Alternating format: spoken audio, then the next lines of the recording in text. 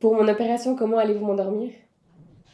Alors, pour une augmentation mammaire, l'anesthésie la plus appropriée consiste à faire une sédation profonde. C'est une anesthésie générale légère où on ne vous intube pas, on ne fait pas d'intubation trachéale qui consiste à mettre un tuyau dans la trachée. Donc, pour vous, le vécu sera exactement identique. D'accord, et c'est quoi les risques liés à cette anesthésie?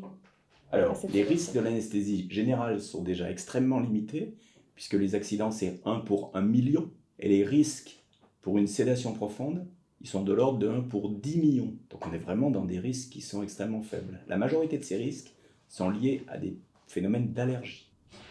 Et est-ce qu'il y a une façon de limiter l'impact de l'anesthésie?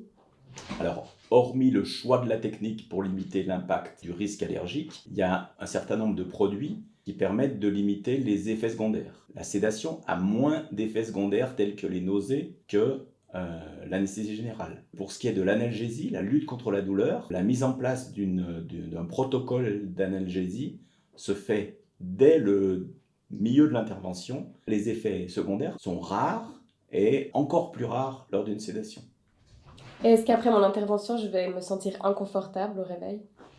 Alors en effet, c'est une bonne question. La chirurgie mammaire est une chirurgie qui est potentiellement douloureuse. Plus le volume des prothèses sera grand, plus la douleur sera importante. Cependant, comme on met en place une stratégie d'analgésie, on cherche, et on y arrive, à limiter cette douleur et la transformer en un inconfort. Par contre, pendant les 24 premières heures, l'inconfort persistera.